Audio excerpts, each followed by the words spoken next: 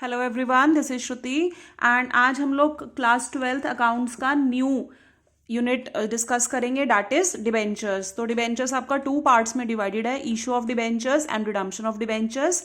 So I will start with issue of debentures. तो सबसे पहले हम लोग देख लेते हैं डिबेंचर्स का मीनिंग क्या होता है। हालांकि it is also a part of your syllabus of class 11th class business studies. ठीक है, तो जिसने बिजनेस स्टडीज अच्छे से पढ़ा होगा उसको पता होगा डिबेंचर्स का नेचर या डिबेंचर्स का मीनिंग क्या होता है, लेकिन फिर भी मैं एक बार शॉर्ट में समझा देती हूँ। जैसे जो शेयर होल्डर है वो कंपनी के ऑनर्स होते हैं, डिबेंचर होल्डर्स कंपनी के क्रेडिटर्स कहलाते हैं, क्योंकि डिबेंचर्स एक तरीके से लोन ही है जिस पे आपको इंटरेस्ट का फिक्स्ड रेट की पेमेंट करनी पड़ती है। That means there is a fixed rate of interest. That means अगर 10% डिबेंचर है, मान लीजिए कंपनी ने 1 लाख रुपीज के, फॉर एग्जाम्पल कंपनी ने 1 लाख रुपए के डिबेंचर इशू करे 10% per annum rate of interest पे, तो कंपनी को हर साल 1 लाख पे 10% यानी कि 10,000 रुपए का इंटरेस्ट कंपल्सरीली पेमेंट करना पड़ेगा, चाहे लॉस हो चाहे कंपनी का प्रॉफिट हो, पेमेंट कंपनी को इंटरेस्ट की करनी ही करनी पड़ेगी। ठीक है, और जितने पीरियड के लिए कंपनी ने इशू की है, मतलब जितने पीरियड के लिए कंपनी ने लोन लिया है, जब वो पीरियड खत्म हो जाएगा यानी कि जब रिडम्पशन आ जाएगी तो कंपनी को पूरे 1 लाख रुपए की वापसी भी करनी पड़ेगी। तो लोन में भी ऐसा ही होता है, हम बैंक से लोन लेते हैं तो हम क्या करते हैं, इंटरेस्ट की पेमेंट करते हैं। मान लीजिए 28 साल का लोन लिया तो 28 साल तक हम सारे के सारे पैसे भी बैंक को वापस कर देते हैं। ठीक है, तो it is in the nature of loan जिसपे फिक्स्ड रेट ऑफ इंटरेस्ट होता है, जिसको हम कूपन रेट भी बोलते हैं। डिबेंचर्स की टोटल लाइफ 10 साल से ज्यादा नहीं होती, मतलब उनकी रिडम्पशन अल्टीमेटली 10 ईयर्स में हो जाएगी।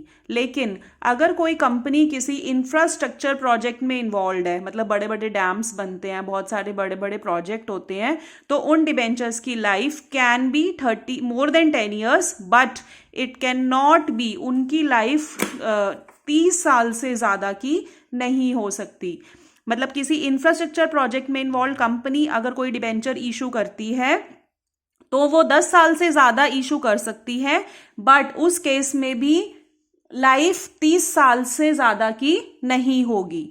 इंटरेस्ट की पेमेंट कंपलसरी होगी चाहे लॉस हो जाए इस, और अगर कंपनी किसी सूरत में इंटरेस्ट या कुछ और चीज की पेमेंट नहीं कर पाती तो उस कंपनी के एसेट्स बिक सकते हैं। इसीलिए ही डिबेंचर्स को हम लोग क्या बोलते हैं, सिक्योर्ड डिबेंचर बोलते हैं। मतलब अगर पेमेंट नहीं कर पाए तो एसेट्स आपके क्या हो जाएंगे, एसेट्स आपके बिक जाएंगे। ठीक है, डिबेंचर्स के कॉन्टेक्स्ट में एक और टॉपिक आता है बॉन्ड। ये डिबेंचर के नेचर में की तरह ही होता है, लेकिन क्या डिफरेंस होता है, देखो, एक तो इस पे इंटरेस्ट की पेमेंट नहीं होती, और जो इसका इशू प्राइस होता है, it is issued at very low price.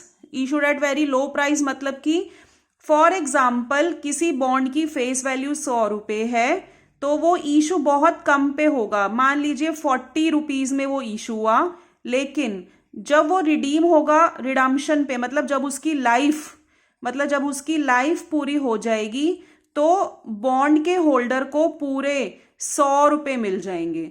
तो जो 60 रुपीज का डिफरेंस होगा ना, वो ही बॉन्ड होल्डर का प्रॉफिट होगा। ठीक है, इस पे इंटरेस्ट के नाम से कोई चीज नहीं मिलती, लेकिन ये इशू बहुत ही कम प्राइस पे होता है, तो रिडम्पशन वैल्यू और परचेज वैल्यू के डिफरेंस जो होता है वही डिबेंचर होल्डर का प्रॉफिट हो जाता है। तो जैसे मान लीजिए इसी एग्जाम्पल में, फॉर एग्जाम्पल बॉन्ड की लाइफ थी 6 ईयर्स, तो उसको टोटल प्रॉफिट 60 रुपए का हुआ है, तो हम ये मान के चलेंगे कि एक तरीके से हमको हर साल इंटरेस्ट कितने रुपए का मिला, 6 रुपीज का मिला। ठीक है, मतलब ये फॉर एग्जाम्पल हो गया कि एक्चुअली में इंटरेस्ट के नाम से नहीं होगा, बट जो टोटल प्रॉफिट है वो डिवाइड हो जाएगा आपका लाइफ में, तो हर साल का इंटरेस्ट की फॉर्म में जो प्रॉफिट है वो निकल के आ जाएगा। इनिशियली जो बॉन्ड्स होते थे वो गवर्नमेंट ही इशू करती थी, बट आजकल वो सेमी गवर्नमेंट और नॉन गवर्नमेंट ऑर्गेनाइजेशन भी इशू कर रही हैं। इसको डीप डिस्काउंट बॉन्ड भी बोलते हैं, क्यों? क्योंकि डीप डिस्काउंट, ये बहुत ज्यादा डिस्काउंट पे इशू होते हैं। देखो ना कितना ज्यादा डिफरेंस है, 60% ऑफ। और इनको जीरो कूपन बॉन्ड्स भी बोलते हैं। जीरो कूपन बॉन्ड्स क्यों? क्योंकि इन पे जीरो इंटरेस्ट होता है, इंटरेस्ट के नाम पे कोई भी अमाउंट नहीं होती। इसलिए ही डिबेंचर होल्डर का अल्टीमेट प्रॉफिट क्या होता है? रिडम्पशन वैल्यू उसकी ज्यादा होती है, परचेज वैल्यू उसका कम होता है, तो जो डिफरेंस आता है वही डिबेंचर होल्डर का प्रॉफिट होता है। अब आ जाते हैं काइंड्स ऑफ डिबेंचर्स पे। फर्स्ट टाइप ऑफ डिबेंचर्स जो होते हैं that are secured debentures. Secured मतलब जिनके अगेंस्ट एसेट्स मॉर्टगेज होते हैं। मतलब अगर कंपनी पेमेंट नहीं कर पाती है तो कंपनी के एसेट्स क्या हो जाएंगे? कंपनी के एसेट्स बिक जाएंगे। ठीक है, इन्हीं के अगेंस्ट अनसिक्योर्ड डिबेंचर्स भी एक टाइप होता है। बट ये वाले डिबेंचर मतलब अनसिक्योर्ड नाम से ही पता लग रहा है, इसमें क्या होते हैं? एसेट्स कोई आपके बिकते नहीं हैं, इनके अगेंस्ट कोई भी सिक्योरिटी नहीं होती, तो ये इशू यूजुअली होते ही नहीं है ये वाले डिबेंचर्स अनसिक्योर्ड। ठीक है, और किसी भी अगर डिबेंचर्स के टाइप पे मेंशन ना हो तो हम सिक्योर्ड ही एज्यूम करते हैं उसको। रजिस्टर्ड डिबेंचर, रजिस्टर्ड डिबेंचर में मतलब क्या होता है कि जिसके पास जो डिबेंचर होल्डर होता है ना, उसका नाम रजिस्टर्ड होता है कंपनी के रजिस्टर्ड में, name registered in register of company, मतलब उसका नाम रिकॉर्ड दर्ज किया जाता है कंपनी के रजिस्टर में। और अगर उसको अपने डिबेंचर किसी को बेचने हैं तो प्रॉपर ट्रांसफर डीड बनेगी, मतलब प्रॉपर मेंशन होगा कि हाँ जी इसके पास था, ए के पास डिबेंचर था, उसने बी को बेच दिया। इसी के अगेंस्ट कौन से डिबेंचर होते हैं? बियरर। देखो bearer is just like simple railway ticket, कि जिसके हाथ में डिबेंचर होगा उसी को इंटरेस्ट मिल जाएगा। तो interest is paid to the person, interest is paid to the person who is having debenture in his hand, who is having debenture in his hand. तो it is just like railway ticket, जिसके हाथ में ticket है उसको travel करने की अनुमति प्रदान की जाती है। लेकिन जो रजिस्टर्ड डिबेंचर है उनका प्रॉपर नाम होगा, जैसे कि जो रिजर्वेशन होती है हमारी रेलवेज में। ये रेलवे टिकट कौन सी वाली की हम बात कर रहे हैं? जनरल वाली की बात कर रहे हैं। समझ में आ गया? बियरर मतलब जिसकी लाठी उसकी भैंस, जिसके हाथ में डिबेंचर है उसी का सब कुछ। रजिस्टर्ड मतलब जिसका नाम रजिस्टर्ड है उसी का सब कुछ। रिडीमेबल डिबेंचर जिनकी एक लाइफ होती है, जिनकी पेमेंट उस लाइफ के खत्म होने के बाद कंपनी को करनी पड़ती है। लेकिन इसके अगेंस्ट कौन से डिबेंचर हुए? Irredeemable debenture. इररिडीमेबल डिबेंचर की कोई फिक्स्ड लाइफ नहीं होती। इनका जो फेस वैल्यू की पेमेंट होती है वो कब होती है? जब कंपनी वाइंड अप होती है, only at the time of winding up of company. ठीक है, तो जैसे मान लीजिए रिडीमेबल डिबेंचर्स की लाइफ है पर्टिकुलर, मान लीजिए 10 साल है, तो 10 साल के बाद पेमेंट कंपनी को, जैसे मान लीजिए 100 रुपए का डिबेंचर है तो 10 ईयर्स तक कंपनी इंटरेस्ट की पेमेंट करती रहेगी। जब वो 10 साल खत्म हो जाएंगे तो कंपनी 100 रुपए भी वापसी कर देगी। इररिडीमेबल में क्या है? कंपनी इंटरेस्ट की तो पेमेंट करती रहेगी, लेकिन जो फेस वैल्यू की पेमेंट है वो केवल कब होएगी? Only at the time of winding up of the company. ठीक है, ये वाले डिबेंचर्स भी इशू होते नहीं है वैसे यूजुअली। उसके बाद आपका नेक्स्ट टाइप है कन्वर्टेबल डिबेंचर।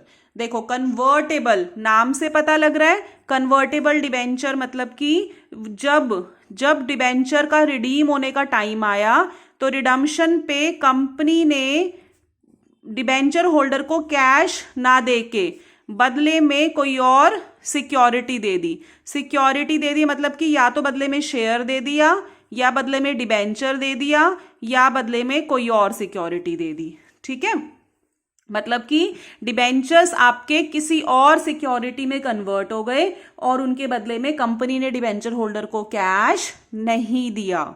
ठीक है, ये दो टाइप्स के होते हैं, पार्टली कन्वर्टेबल डिबेंचर और fully convertible debenture.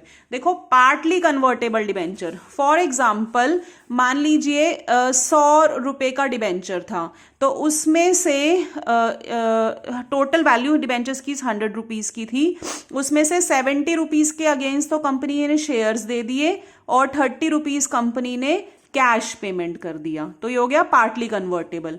Fully convertible मतलब 100 रुपए का डिबेंचर था, उस 100 रुपए के बदले में कंपनी ने 100 रुपए का ही शेयर दे दिया या 100 रुपए का ही डिबेंचर दे दिया। ठीक है, तो there can be two types of debentures, partly convertible and fully convertible. Two types of convertible debentures. अच्छा, एक लाइन देख लो, सेबी की गाइडलाइंस के अकॉर्डिंग टू सेबी है ये। ठीक है, अकॉर्डिंग टू सेबी अगर कन्वर्जन अलॉटमेंट की डेट से 18 महीने के बाद हो रहा है, ठीक है, जिस तारीख को हमने अलॉटमेंट की, अगर उसके 18 महीने के बाद कन्वर्जन हो रहा है और 36 महीने से पहले, 18 महीने यानी कि 1.5 साल और 36 महीने यानी कि 3 साल, यानी कि 1.5 साल से 3 साल के बीच में अगर कन्वर्जन हो रहा है, तो अगर वो डिबेंचर होल्डर की इच्छा है तो ही कन्वर्जन होगा, नहीं तो नहीं होगा। If conversion is done after 18 months of allotment but before 36 months, तो उस केस में कन्वर्जन केवल किसके ऑप्शन पे होगा? डिबेंचर होल्डर के इच्छा पे होगा।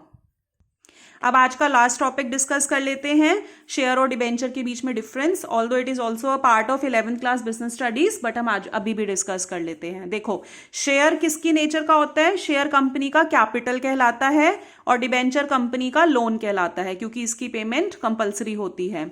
जिसके पास शेयर होता है वो कंपनी का ऑनर होता है और जिसके पास डिबेंचर होता है वो कंपनी का क्रेडिटर होता है। शेयर पे कंपनी डिविडेंड देती है, डिबेंचर पे कंपनी इंटरेस्ट पे करती है। हमने बोला था ना, जैसे 1 लाख रुपए पे 10%, तो जो वो 10% कंपनी दे रही है, अगर शेयर पे दे रही है तो वो 10% डिविडेंड कहलाएगा और वही 10% डिबेंचर के केस में इंटरेस्ट कहलाएगा। ठीक है, अब पेमेंट की कंपल्शन देखो डिविडेंड कब पे होगा? केवल अगर प्रॉफिट होगा तो, लेकिन इंटरेस्ट की पेमेंट चाहे लॉस हो चाहे प्रॉफिट हो आपको करनी पड़ेगी। प्रॉफिट देखो रेट वेरी करेगा, मतलब अगर जो प्रॉफिट ज्यादा है तो डिविडेंड भी ज्यादा हो जाएगा। ठीक है, अगर प्रॉफिट लेस है तो डिविडेंड भी लेस हो जाए, वाइस वर्सा। सॉरी गलत वर्ड यूज कर लिया मैंने। अगर प्रॉफिट कम है तो डिविडेंड भी कम हो जाएगा, लेकिन इंटरेस्ट उतना ही रहेगा, चाहे कंपनी को कम प्रॉफिट हो रहा हो चाहे ज्यादा प्रॉफिट हो रहा हो। जितना इंटरेस्ट कंपनी ने प्रॉमिस किया हुआ है, जितना डिबेंचर्स पे मेंशन है, उतना ही इंटरेस्ट की पेमेंट हम लोग करेंगे। अच्छा, पेमेंट कैसे वापसी करनी है? देखो, जैसे शेयर्स की तो कोई रिडम्पशन होती नहीं है, फिर भी मान लीजिए 100 रुपए का शेयर है, कंपनी उस पर डिविडेंड दिए जाएगी। कल को फिर भी कंपनी को वो फेस वैल्यू वापस करनी है, तो केवल कैसे कर सकती है? अपने ही शेयर खुद खरीद के। मान लो मैं कंपनी हूं, मैंने XYZ को शेयर बेचे हुए हैं, तो मैं उनको केवल डिविडेंड देती रहूंगी, शेयर की फेस वैल्यू 100 रुपए जो पर्टिकुलर है ना, वो वापसी नहीं करूंगी, चाहे डिविडेंड 200 का देती रहूं। लेकिन अगर मुझे प्रॉपर शेयर ही जैसे नाम हटाना है उनका, तो रिडम्पशन तो हो नहीं सकती, तो मैं उन्हीं से अपने शेयर वापस खरीद लूंगी। ठीक है, तो it is buy back of shares. ये तो डिबेंचर की तो पेमेंट होती ही है, जब रिडम्पशन होगी तो डिबेंचर जो है, हम कंपनी क्या करेगी? डिबेंचर वापस ले लेगी और 100 रुपए डिबेंचर होल्डर को दे देगी। शेयर्स की पेमेंट लास्ट में होती है, मतलब जब कंपनी खत्म वाइंड अप हो रही होती है तो सबसे पहले डिबेंचर की पेमेंट होती है। ठीक है, सबसे पहले डिबेंचर की पेमेंट होगी और शेयर्स को पेमेंट आखिर में मिलेगी। शेयर्स अनसिक्योर्ड होते हैं, डिबेंचर सिक्योर्ड होते हैं। डिबेंचर सिक्योर्ड मतलब इनके अगेंस्ट एसेट जो है मॉर्गेज होता है, अगर कंपनी ने पेमेंट नहीं की तो एसेट जो क्या हो जाएंगे? वो बिक जाएंगे। डिस्काउंट पे कंपनीज एक्ट 2013 केवल स्वेट इक्विटी शेयर्स को डिस्काउंट पे अलाउ करता है इशू करना डिस्काउंट पे, और debenture they are allowed to be issued at discount. Debentures are allowed to be issued at discount. ठीक है, वोटिंग राइट, इनको शेयर्स को अलाउड होता है और शेयर्स को मीटिंग में भी जाना अलाउड होता है। डिबेंचर्स को वोटिंग राइट अलाउड नहीं होता डिबेंचर होल्डर को, और ना ही इनको मीटिंग में पार्टिसिपेट करना अलाउड इनको नहीं होता। ठीक है, क्योंकि भाई सारा ही सारा फायदा है, डिबेंचर्स को पेमेंट पहले मिल रही है, उनको इंटरेस्ट भी मिल रहा है, चाहे लॉस हो चाहे प्रॉफिट हो। तो क्या फायदा है उनको? एक तो चाहे कंपनी को बहुत बहुत ज्यादा प्रॉफिट हो रहा है, लेकिन अगर उनका 10% है तो उनको 10% ही मिलेगा। और दूसरा, उनके पास कोई भी वोटिंग राइट नहीं होता। ओके, नेक्स्ट क्लास में हम लोग प्रैक्टिकल से स्टार्ट करेंगे। Thank you so much for watching.